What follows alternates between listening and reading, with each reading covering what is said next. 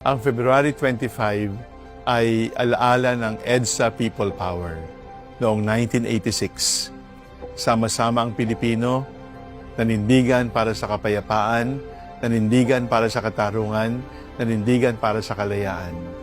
At sa paninindigang ito, ang hawak natin ay rosaryo, ang hawak natin ay pananampalataya, ang hawak natin ay sandwich, pagkain, bulaklak, sapagkat sa pamamagitan ng pagpapakain, pagmamalasakit, alam natin mayroong pag-asa ang mundo na manatiling mapayapa.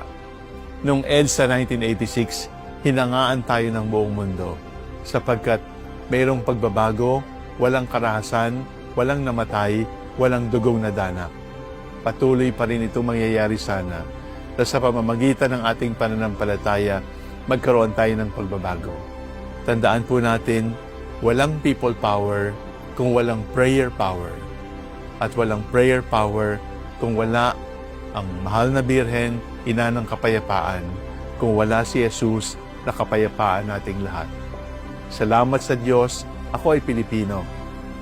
Salamat sa Diyos, ako ay Katoliko. Salamat sa Diyos sa EDSA People Power.